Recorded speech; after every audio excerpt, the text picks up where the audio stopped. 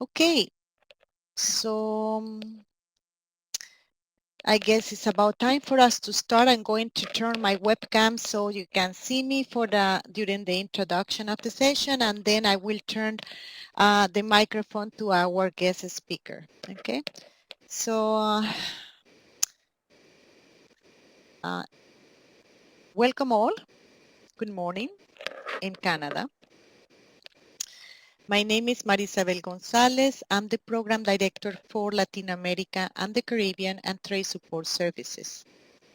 Okay, and if it looks like I'm interrupted, it's because I'm trying to accept people at the same time that I'm talking. Okay, so on behalf of TFO Canada, I want to welcome all to our webinar, The Impact of COVID-19 on the Canadian Market and the Importing Process in Canada. As part of our commitment to continue providing important information and services in support of our stakeholders and beneficiaries, especially under these circumstances and uncertain times generated by the COVID-19 outbreak, we are starting a series of webinars to help you guys on how to monitor and track the changes, that adjustments that are taking place in the Canadian import market in different sectors. We'll be offering webinars in Spanish, English, and French from now on to keep you updated about what's going on in the Canadian import market. Before I introduce our guest speaker, I'd like to go over a few useful tips for you that you can keep in mind during the webinar. First of all, I think I've been asking you a few times if you could hear me. It seems that everybody can hear me well. That's excellent. Basically, please make sure that you turn your speaker on. It's located at the top of the screen. You can adjust the volume there. You can put it higher or lower. And if you keep having problems to hear us, and you can write to me in the chat bot, even in the Everyone chat bot, or you can click TFO Canada representative, and you could send me a private message. Normally, the issues with sound is connectivity issues. So this is happening to you too often, I will suggest you to get out of the room and enter again. So most of the time, I will say 95% of the time, this will solve the issue that you have with the sound, okay? So just keep that in mind. I will keep monitoring with you in the chat pod any issues that you may have if you're not listening to us, and I will communicate that also to Christian, our speaker. The other thing I'd like to tell you is we're recording this webinar.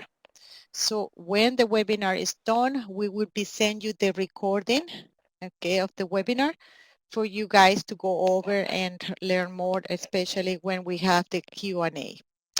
Presentation is meant to be to last between 45 and 50 minutes.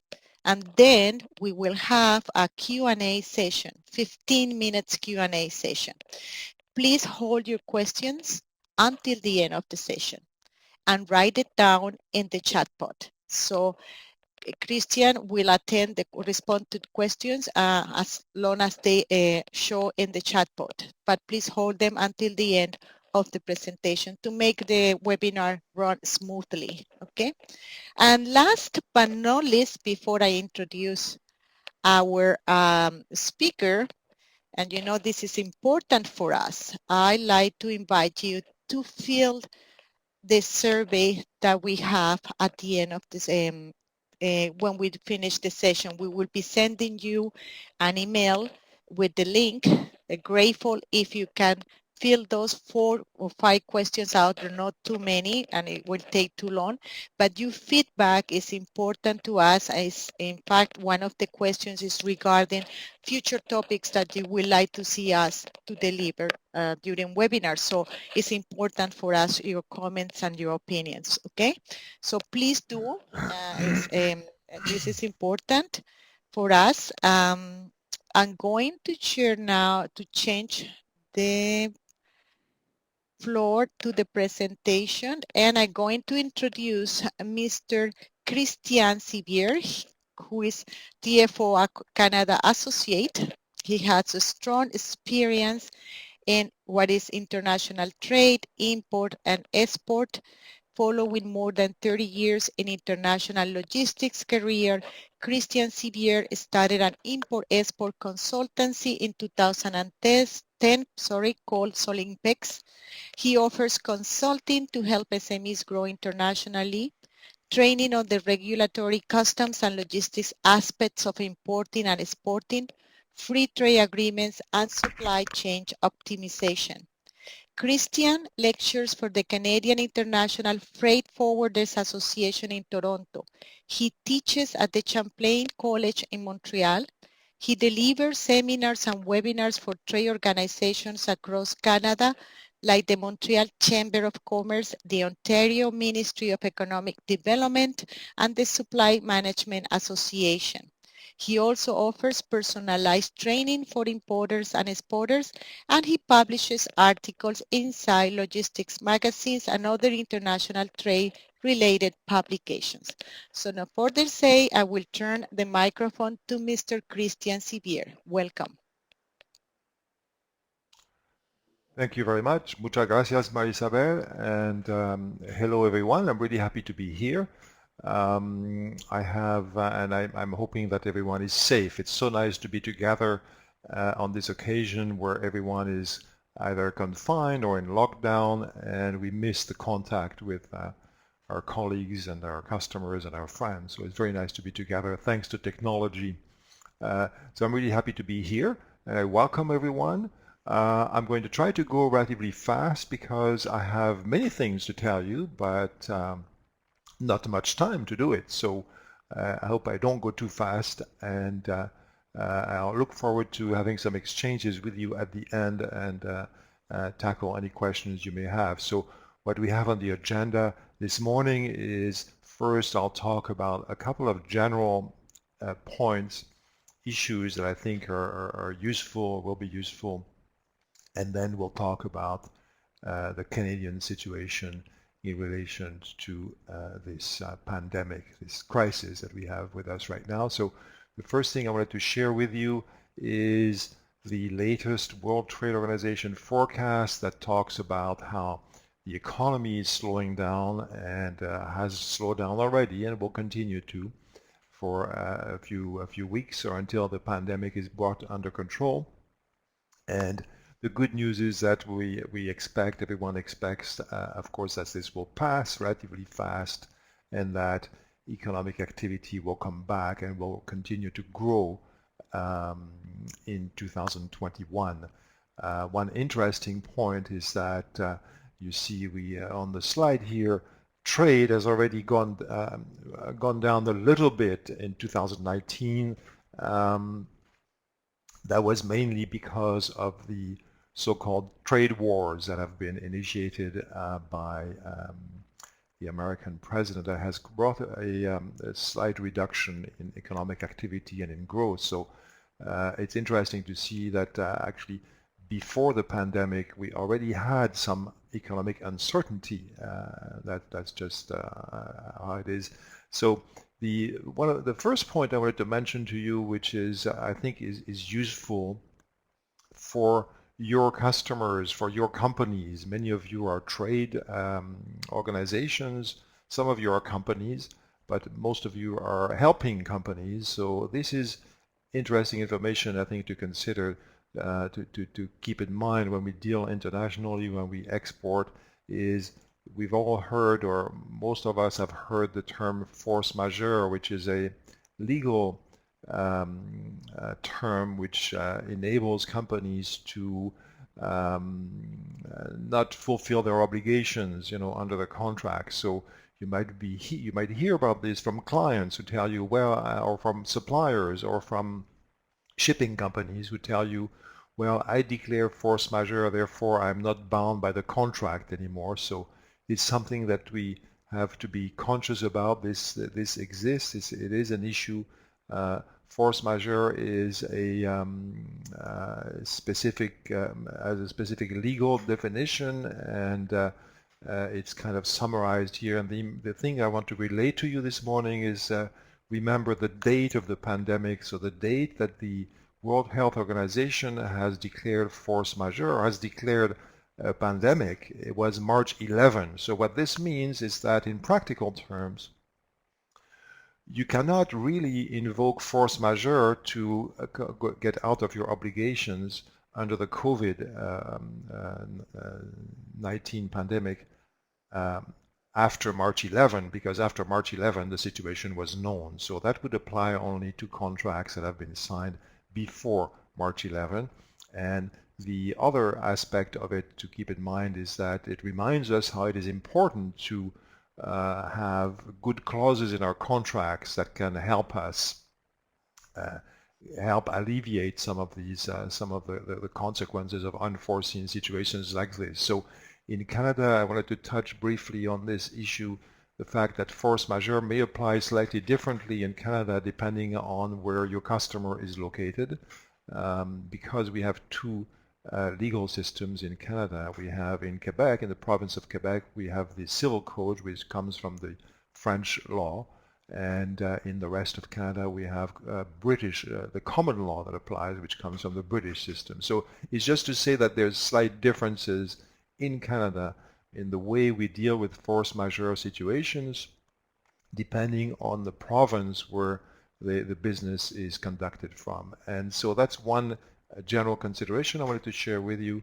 The second one I want to share with you briefly is the impact of Incoterms. So I'm sure you know what Incoterms are, and it's an important tool of international trade. So one thing to always keep in mind when you're exporting is there can be unforeseen situations. I took this as example here, the fact that India has closed most of its ports. So she could have been shipping goods to India and have, and I'm just taking this as an example, of course, to illustrate the situation. And then when the boat arrives at the port, it cannot discharge there, it cannot unload the cargo, which is the case here mentioned in this article. Maersk, MSC, CMA, Hapag-Lloyd, and COSCO are not calling at Mumbai or Mundra. And so your cargo, if you had cargo on these ships, it would be discharged elsewhere, which of course is a problem, because then whose problem is it, or whose responsibility is it? So what I want to draw to your attention is the fact that it's the Incoterm that will guide you on this, because depending on which Incoterm has been used in the transaction, the risks of during transportation are either on the seller's shoulder or on the buyer's shoulder. So if you've used any of these Incoterms to sell your goods and then ship them, when an issue like this happens, it's actually the buyer's problem, because the goods traveled at the buyer's risks. And however, if you've used one of these three Incoterms, DAP, DPU, DDP, then goods travel at the seller's risks, and therefore it's the seller's problem when the goods cannot get to the destination that was foreseen. So just a little piece of information on that to keep in mind, the Incoterm that your companies are using. And then we'll getting into the crux of today's webinar about the impact of COVID-19. So what's happening in Canada? What happened in Canada before the pandemic started, that's what I want to share with you first, is you may not have heard of that, but you may have. We had a protest in Canada in January and February, which led to blockades of the rail system. So rail was really almost stopped for the whole month of February. So why I say that, I mentioned that, is because that had an impact on the Canadian economy and also on the movement of goods, because containers, for example, ocean containers that arrive at the port of Halifax or Montreal or Vancouver, then move by rail in Canada. And so there was a big problem in Canada in February, for movement of goods. And so that happened just before the COVID-19 pandemic. So that is just to share the information with you so that you know about this if you didn't already know. So this COVID situation is basically is mirroring more or less the population of Canada. As you know, Canada is a very big country in area, in land mass, but we have a relatively small population. Most of the population is concentrated in Quebec and Ontario, so is the economic activity, and then BC and Alberta. So the COVID-19 is impacting Quebec and Ontario the most at this time. So what happened in Canada and what are the timelines to keep in mind? It's really on March 13 that the Canadian federal government has taken strong action to tell its civil servants to work from home. So there was work from home orders, instructions for civil servants at the federal level. And then, as you know, Canada is a federation of provinces. So some important areas, for example, health, education, are under the province's jurisdiction. So each province then, after the federal government issued its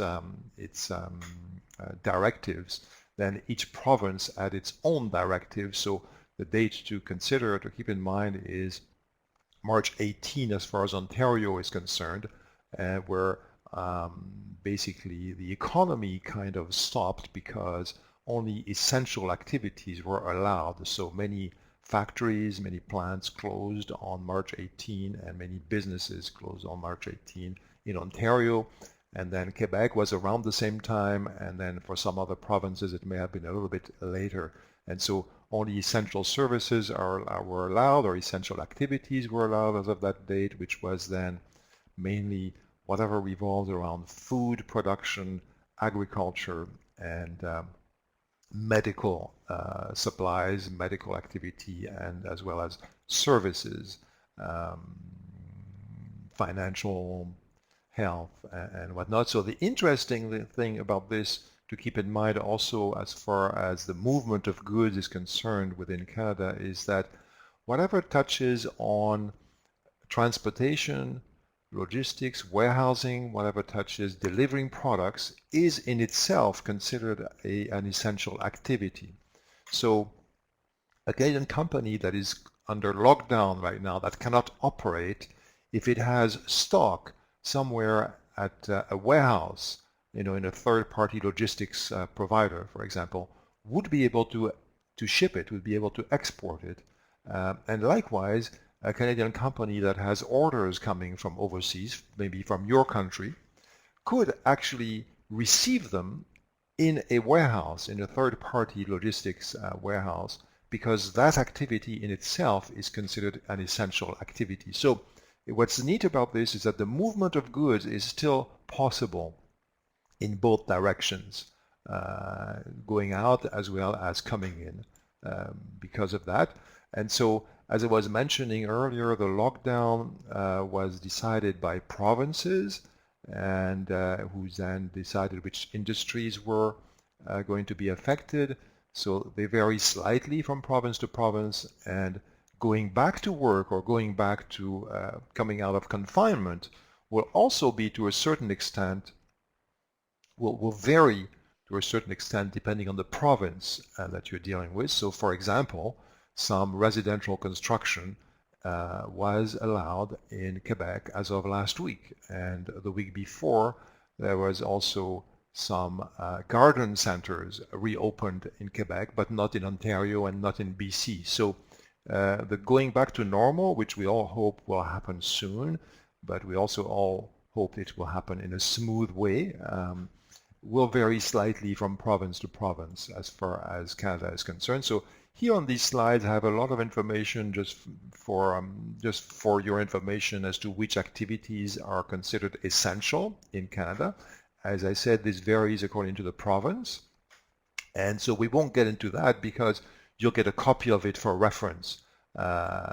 So we'll just zap through these slides quickly. So the important thing, the summary, the essence of the situation today is that as far as bringing goods into the country, into Canada, if you have sold goods and want to ship them to Canada, basically everything works relatively normally as far as customs is concerned, as far as clearing the goods, getting the goods through customs. There's some slight changes, some slight adjustments. There's also some things that are a bit slower than usual. For example, if customs decides to inspect a shipment coming in at a port, at an airport or whatnot, then that's done. That's slower than usual. So there is some impact. Personal protection equipment sort of gets priority and so goes through faster. But in general, I would say things flow normally. Sometimes a bit more slowly than usual, but generally speaking more normally. Even the Canadian Food Inspection Agency has relaxed some rules to make it easier for businesses to get goods in. And so, of course, like many governments around the world, the Canadian government has come up with measures to help individuals, to help companies go through this crisis, through unemployment insurance, making it easier and faster, also through loans to businesses, to companies, etc. So one of the examples of what the government is doing to help the economy, to help companies make it through this crisis is if you were an importer, so if I was your buyer, you had sold some goods from your country and I'm the buyer, so I get your goods, I go through customs, I pay duties and taxes. The Canadian government is giving us a 3-month credit, if you want, to pay duties and taxes. So Canadian importers who brought goods in March, April or May, for example, have until June 30 to pay duties and taxes to the government. So that's just for your information to show you what kinds of measures have been put in place to help the importing community, i.e. to help your potential customers. Briefly, I want to touch on oil and point your attention to the last line. We all know that there's a huge crisis in the oil industry, that the price of oil went down as a result of the pandemic. And so I want to draw your attention to the last line, Western Canadian Select, which is the classic oil that Canada exports, was quoted a few days ago at $1 a barrel. And so why is that important for Canada, and why do we need to keep this in mind? Is because Canada is a large producer of oil, and in fact oil is one of our top exports, and most of it goes to the US because Canada does not have any refineries near the areas where oil is produced, so we ship crude oil into the US, mostly to Texas, and then that gets refined and transformed into gasoline, kerosene, or whatnot. And so what's kind of interesting and a bit dramatic for the Canadian economy is that you saw Western Canadian Intermediate is quoted at $1 a barrel. Now, to ship it to Texas, it costs almost $10 a barrel. So we're in negative territory in as far as oil is concerned. And so why this is worth considering is that it has a big impact on the Canadian currency. And then the Canadian currency tends to go down when the price of oil goes down because it's a big resource for Canada. And as a result, when the Canadian currency goes down, well, it makes it harder for you to sell your products to Canadian importers because products are then become more expensive for us because our dollar has gone down. So it's a long explanation to say this situation with the price of oil going way down is problematic for the Canadian economy in general. If you're wondering where oil comes from in Canada, it comes mainly from Alberta. And just to end on this topic, I wanted to mention briefly that yes, the price of oil went way down because of the pandemic situation. However, the pandemic is not what caused the oil to go down in the first place. What caused the oil to go down was the price war between Saudi Arabia and Russia. And so that had already triggered a reduction, a huge reduction on oil prices, and then that was precipitated by the COVID-19 crisis, but it's not what started it. So briefly, I want to talk about logistics issues. Why do we want to talk more about air freight, shipping goods by air, is because airlines, air cargo, air transportation has been more impacted than ocean transportation. So on air cargo, what happened is that, and so here I just picked a slide that has a statistic or some figures that talks about 65% capacity. There's all kinds of different statistics that have come up or come in the meantime. The main issue with air transportation is that, as we know, because we see it, is that many countries have sort of closed their airspace and and so many many flights have been canceled. So I would say today probably 90% of flights have been canceled around the world. So why does that have an impact on trade? Is because a lot of trade is, first of all, is that there's already been a few bankruptcies. So the first one that was reported was the British airline Flybe, which is not that well known, but it was the largest regional airline in Europe. And then a few days ago we had Virgin Australia. We also have, I think, South African Airways that declared bankruptcy, as well as Norwegian. So many airlines, a lot of flights, a lot of connections are stopped. There's no more flights, no more passengers traveling, no more flights. So some airlines have already gone bankrupt, and there might be more doing that. So what impact does that have with us? Well, about half of the air cargo that's being transported around the world, as is shown on this picture with this Air Canada plane, about half of the cargo that is being sold and shipped by air is transported on passenger flights. So, and about half is transported on cargo flights. So you can imagine what the impact this has also on prices, because all of a sudden we lost almost half of our capacity to transport goods by air. So that has triggered shortages of airspace, so it's very difficult to ship goods by air. But the other aspect is that the rates have gone, air cargo rates have gone through the roof, have increased, by at least twice or 3 times or 4 times in the last few weeks and last few months. So what do some airlines do is they use passenger flights to move cargo. So that's an example here. That is a short-term solution for emergencies. What many airlines have started doing is they convert their passenger planes, because their passenger planes are not flying anywhere, so they want to keep them flying. They want to keep the pilots working, and they also want to keep their slots at airports. So what many airlines have done is they've converted their passenger cabins, removed seats in order to be able to carry cargo. And so you might ask me, how do we secure freight? How do we secure cargo in the passenger cabin of an aircraft? Well, the way we do it is we use nets and tie them down to the floor, because there's little rails on a plane like this that will enable us to tie down these nets that will keep cargo in place. So it's a solution that is helping the situation because of the lack of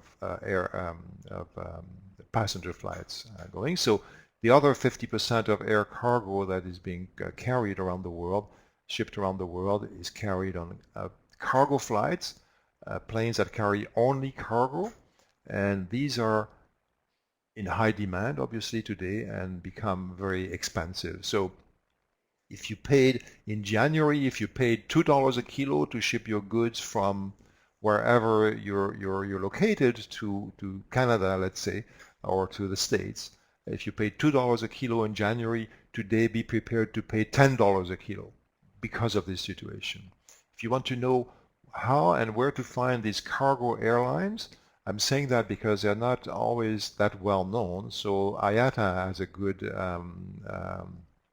portal where they have a list of these cargo airlines and the status of their operations. So I invite you to have a look there. And so to ship air cargo to Canada, the options we have is to use passenger flights that have that ship cargo on the passenger deck, but that's pretty exceptional. And we have the all cargo airlines that I highlighted in the picture earlier, as well as the integrators, the FedEx, DHL, UPS. These guys have huge fleets of cargo flights, and they operate. And so the issue with air cargo, shipping air freight, wherever it is in the world, and it does not just apply to Canada, of course, is that rates have gone through the roof. Rates are twice, 3 times, 4 times, 5 times what they used to be or what they are in normal circumstances, and space is very tight. So if you have a large shipment to make by air today, and you have a good offer from someone who is reliable, even though it may seem very expensive, my advice is take it, because if you wait for too long to decide, to make a decision, then when you make a decision the next day, the space won't be available anymore. And so very important in today's circumstances to be as well informed and to stay informed on what's going on in the world of transportation. So another item I wanted to share with you is if you're located in Latin America, one aspect to consider is when you ship goods to Canada, they often will go via Miami, because airlines have Miami as their main hub. So this is the case here for Avianca, the Colombian airline. They have regular cargo flights to Miami, and then goods are trucked to Canada from Miami. So that is an option that is fine, that works well.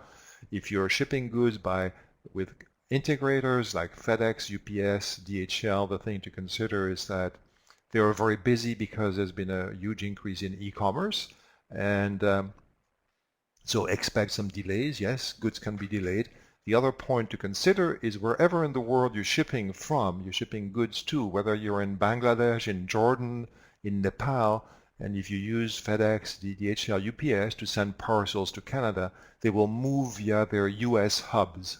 So these companies, these express companies, channel all their goods to US hubs, and then they redistribute them to Canada. So that's just for information. It has an impact on some products, particularly health products, but we won't get into that. So let's have a look at ocean cargo, ocean freight. So as we said a moment ago, for air cargo, the impact was dramatic because from one day to the next, there was no flights available anymore, no passenger flights anymore to many countries or from many countries. And then since passenger flights carry 50% of cargo that moves around the world, then that has a huge impact, of course. It's like all of a sudden lost 50% capacity. Now in ocean freight, the impact has been important but slower. And so depending on what's the source you look at, you'll see people will tell you that there's an 11% reduction or a 17% reduction of ocean services available. So indeed, there's been a reduction in business, in volume. So many companies will have what they call blank sailings, where they say, okay, we have a weekly service to New York or to Vancouver or to Hamburg, but this week we don't have a sailing because there isn't enough business. So blank sailings is a new reality. So reduction of services, but it's not huge anymore yet. It's not the same as for air cargo, and there hasn't been a huge impact on ocean rates either. Ocean rates are relatively stable. I would say on some lanes they are even down.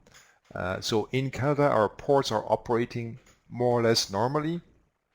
The ports of Halifax or St. John on the East Coast are doing fine. The Port of Montreal has been doing great so far in March. Believe it or not, they had an increase in volume of about 3%, which is unusual or odd. Maybe it's because they were catching up following the rail blockade that took place in February. And the ports of Vancouver and Prince Rupert, they are also operating normally. They have a reduction in volume because They do a lot of, most of their cargo, most of their volume is with the trade with Asia, and of course, China was closed for during the Lunar New Year and then the pandemic. So the ports of Vancouver are more affected in terms of volume, and on the other hand, they are working normally, so everything is functions normally. And very briefly, I'll touch on the U.S., United States. Why do we want to touch on the United States? Because it's not the topic of today's webinar. You might ask yourself, well, we want to touch on it simply because Canada is very closely integrated with the United States as far as the economy is concerned. For example, about 3/4 of our exports go to the US, and about 60% of our imports come from the US. So therefore, it's important for Canada as a whole, as far as our economic situation is concerned, to have a smooth relationship with the US in spite of the current administration, which is not always very friendly.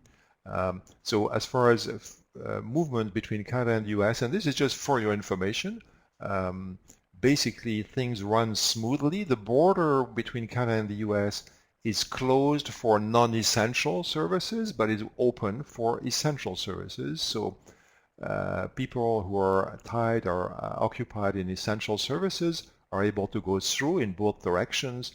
Trucks can go through because trucking in itself, delivering goods, is an essential activity. So movements between Canada and the US move normally. Sometimes the customs process is a bit slower because there's more checks, there's more controls, there's also the social distancing. There's, in some US states, truckers, essential workers, including truckers, have to wear masks. So if you show up at the border and you don't wear a mask, well then of course you're stopped, and so you have to rectify the situation. Same thing on the way from the US to Canada. And some, just like we were saying a moment ago for Canadians, Canada customs inspections are a bit slower, so same in the US.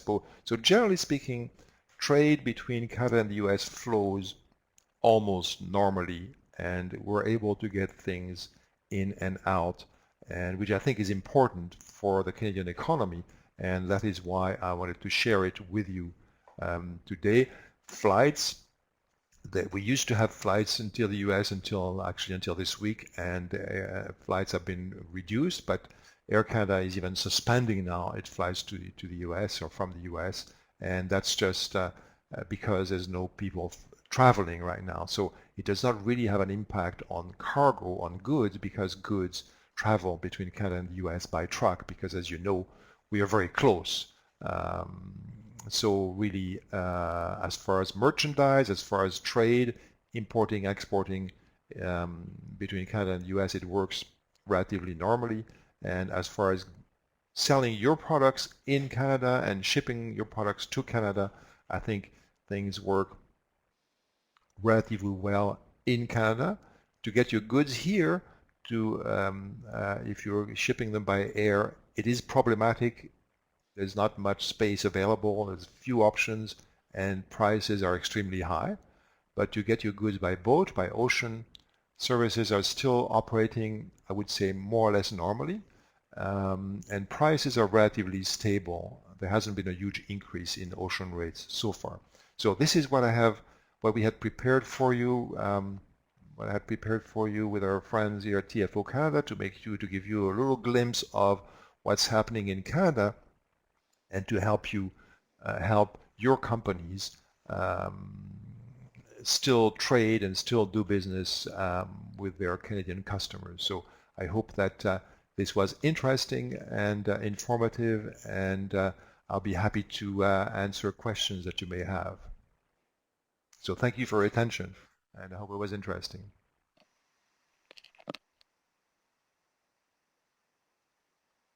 Thank you, Christian. Thank you very much. Very interesting presentation with a lot of information and tips. We're going to open the floor now for the Q&A session. It will be 15 minutes, so please do type your questions in the chat bot, and we will, Christian will answer them as soon as they appear on the chat bot. Just remind you that we will be sending you the recording of this webinar along with a link for the survey. Please provide us with your feedback. It's important for us to improve our webinars and our sessions in the future. All right. Okay. So let's see. Christian, we have multiple attendees typing right now. I'm pretty sure you're going to have good questions. So let's wait. Okay, Andres. Oh yes, some you have so one from CFIA Andres. rules. Yes, actually, we could send you the information. I mean, it's nothing drastic, but CFIA has said that some of their rules that are non-essential, they're going to be a little bit flexible about them, so that's just an example of how some government agencies are trying to make it easier for companies. So the fundamental rules are still there, but it's also for food. It's also because there were changes in Canadian regulations that were introduced recently. The Safe Food for Canadians Act has made things a bit more tricky for importers. So they're really not fundamental elements, just minor things that they've tried to make it easier and are a bit more flexible about it. But it doesn't really change the fundamentals. And from the customs side, things work normally, basically, and there's no special process in place, really. So I hope that answers your question.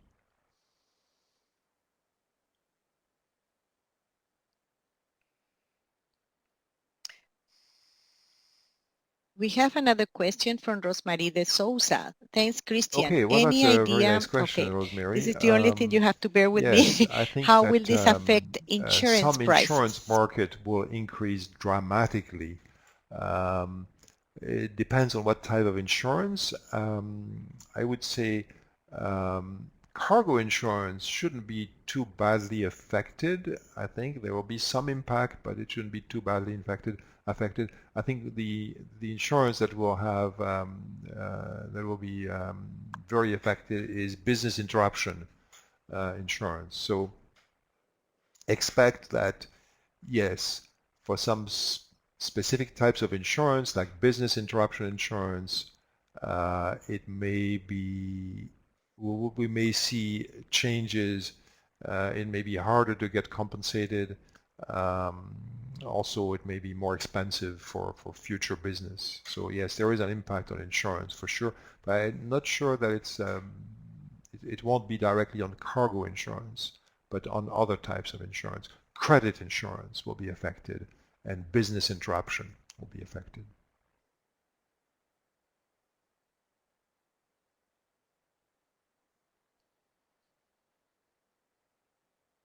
Right. The next so I don't question really is have the from details Marta of that. Recinos. What we Can can do is Christian describe the share that changes with in you the import separately. requirements from CFIA? Right. So it will be easier.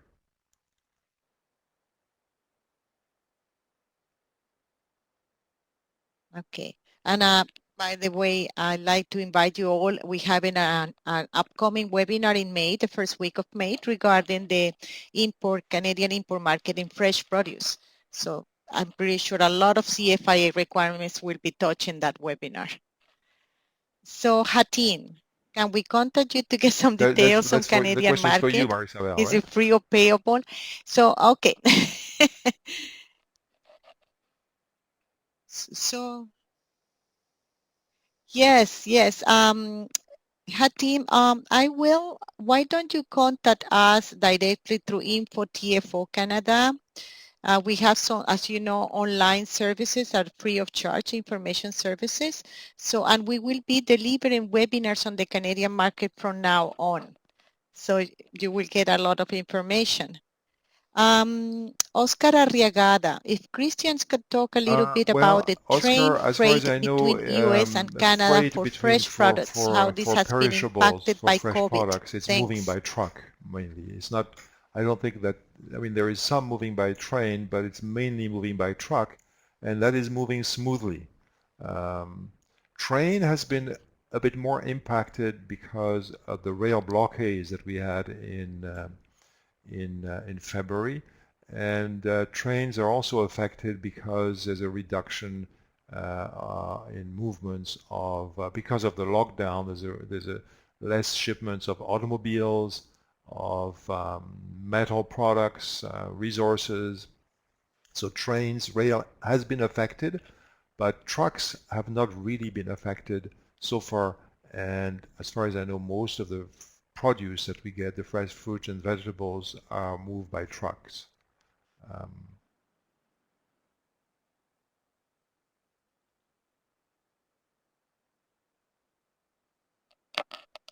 Okay. Okay, next question from Jose Zaguirre is any new measure regarding Yeah, I sanitation know, of I'm not fresh aware produce? I of think any this one changes is really. more into the The upcoming thing to look webinars, at but is it's up to the you Safe if you'd Food like for to mention Canadians something. Act, which was rolled in over Yeah. several years, and the final phase was, I think, is this summer. So there has been changes there, um, and so it's indeed a topic in itself. Now, I see something in the chat that Stephen Charu of Jamaica has looked up in the meantime, has done our work. So thank you very much for doing this, Stephen, and is sharing a information on the CFIA rules, um, where CFIA offers a bit of flexibility. So thank you very much for sharing this, Stephen. So that actually answers our question. Sorry, yes.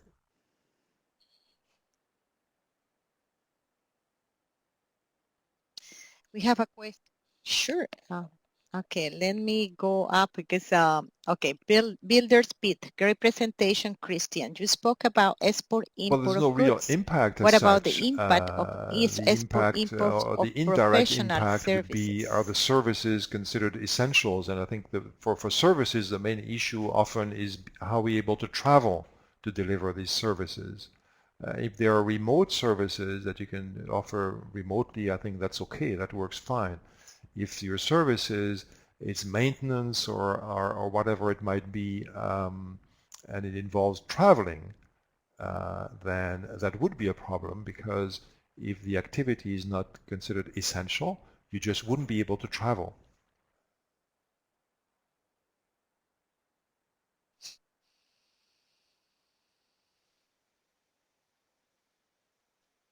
Exactly. Okay, now Jasmine Kohinoor. My products are mainly eco-friendly and I want to sell my handmade eco-friendly products in Canada market. Please let me know or guide me Yes, for your on, eco-friendly guide me. products So are it's always Tarango, welcome in Canada. Bangladesh. You'll have to So look I guess this into is a the general rules and question. regulations to import these products in Canada, which will be based on what they're made of and what their use is. And you may have certain license requirements, or let's say your customer may need import licenses, and that would depend not on whether or not the products are eco-friendly, but what they're made of and what they're being used for. You know, if they are, let's say, textile, then there's certain import permit requirements for textiles. So it's something you have to investigate. That, but they're welcome.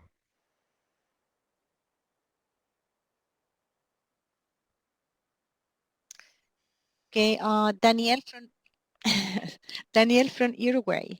Could you share if you're foreseeing certain sectors of products in which imports may be affected negatively as a result of weaker demand? And on the other side, do you expect import Okay, surge that's a of good any question. I see it. Yeah, specific weaker goods demand. given the So I shortage in think the the strong domestic demand supply has in been Canada? on food and health and sanitary and things like this. And the weaker demand right now is on the other things that we normally consume, uh, like on garments. I mean, we all of a sudden spend way less on garments. Nobody's buying a new pair of slacks or a new shirt or a new skirt. I think that's kind of the trend right now in retail. There's a huge increase for only for certain products, and so food, health, and so far a huge decrease in the other things. But this, I think, is temporary. So, personal protection equipment. We see stories about cargoes of masks or gowns, that are hijacked by one country or another. So this is in high demand, but I think this will likely be not last, once the pandemic is under control. So I hope this answers your question.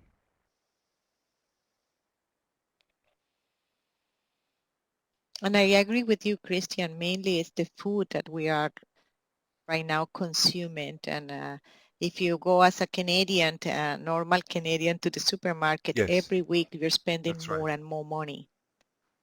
It's even Yeah. the prices are getting higher and you're paying sometimes double the next following week. So I guess it's where this is the strong demand of products in Canada. So we have multiple attenders typing. We have 5 more minutes. So let's see what Yes. I don't know if you're able to see in your chat bot, but I don't see any. Yep. I The see last question people I see is writing, from but Daniel no, not showing on my chat bot. Yes, Uruguay, but then I have people that are typing. So yes, we absolutely. may wait 1 minute just to see. Okay. Okay, Connie, who Jasmine said that they have mainly jute bags, baskets, floor carpets, So and she's you trying have to to do a tell little you bit of what products research, that Kohimor, they for produced. or Yasmin, for us to the regulations in Canada on these products. So we just need to do a little bit of homework on that, a bit of research, to find out what are the regulations, what are the import permits requirements, also what the duty rates are. Which I think should be zero, because you would be supplying them from a developing country. So if your country is considered a developing country, you get favorable customs treatment in Canada, and you likely pay 0% duties. But we have to check the regulatory aspect of bringing the products in.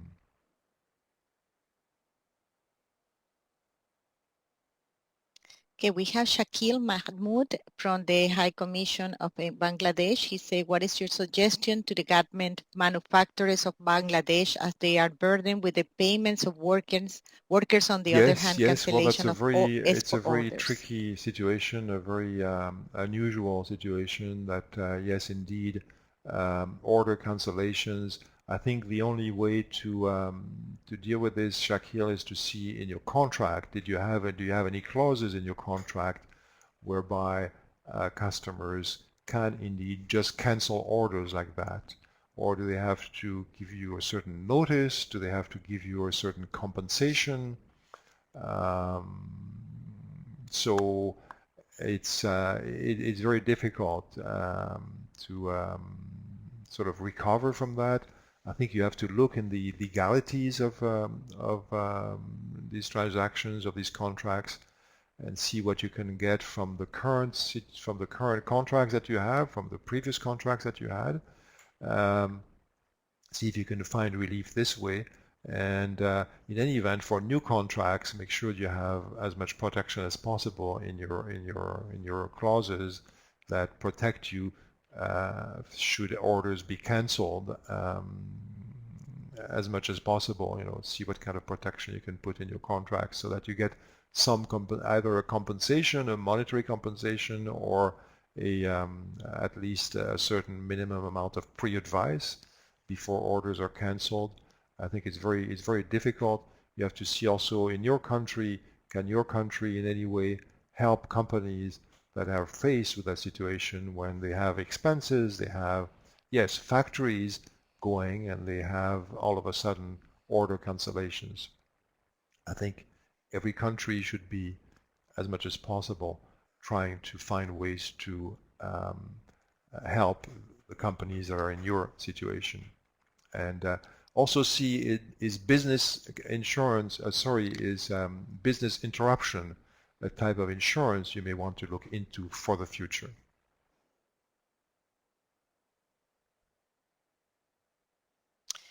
Mr. Mabutur Alifo from Ghana High Commission, he has a question regarding the oil sector in Canada. He wants to clarify if there is no refinery Well, there in are no Canada. refineries in Western Canada. Yes, that's right, as far as I know. And so that's why crude oil from Alberta is sent to Texas for refining. There's refineries there's still a refinery in Quebec City. There used to be one in Montreal. A Shell refinery was closed a few years ago because it was considered obsolete and old and too expensive to start again. And there's an Ultramar refinery, or there was an Ultramar refinery in Quebec City. I'm not a specialist of that domain, but I believe it's the case, and I believe it's one of the challenges of the Canadian oil industry is that we have to ship our oil, we have to ship crude oil unrefined. And so we are at the mercy of U.S. refineries. And there's also an issue with transporting it. So we don't have enough pipelines in Canada to ship the Alberta oil east or even to ship it west to ports in BC to export it to markets. And in fact, it's the reason it was the trigger for these rail blockades we had in Canada in January and February is because indigenous people from Alberta, from BC were protesting and were against plans to build a pipeline between Alberta and the port of Vancouver or Prince Rupert. So it is quite an issue in Canada, yes. We have oil, but it's not easy. I think we have time for two more questions. So, Trade Commissioner for Argentina, do you think there will be a rise of food security policies where the countries will be trying to not depend on food importations? A general tendency to try that, to try to limit our dependency on imports. However, in a country like Canada, I think we are, because of climate conditions, because of our economy, because of also of our small population, our low density, we will always need fresh fruits and vegetables imported from somewhere. So I think this situation actually opens opportunities for countries like Argentina or Brazil or South Africa or even European countries to do more business in Canada so that Canada does not depend only, let's say, on the US as a source of supply. So in general, yes, we will all try to be more self-sufficient, but how to apply it in practice will be tricky, won't be easy.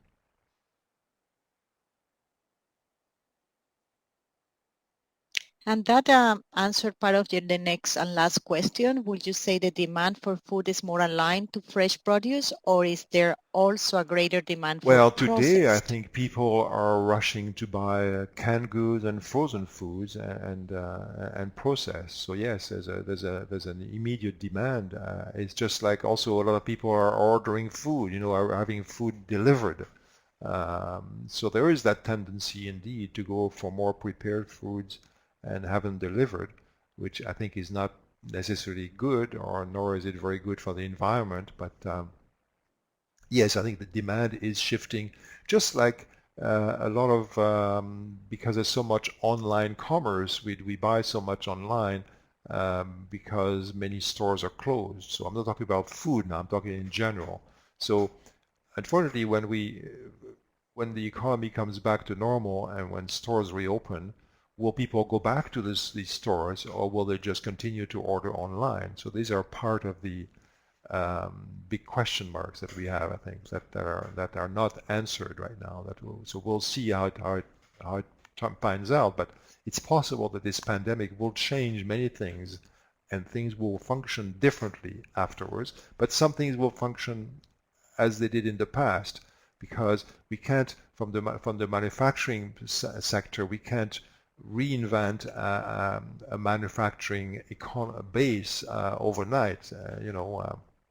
When Canadians buy a new stove or a new fridge, it's not generally made in Canada. It's made in China or in Mexico, and You can't, each country will want to be more self-sufficient and depend less on foreign imports, but it won't be so easy to do.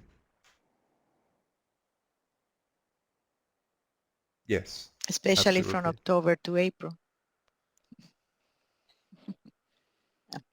Well, that's the last question. Thank you so much, Christian, for your time, for the valuable information you presented us with today.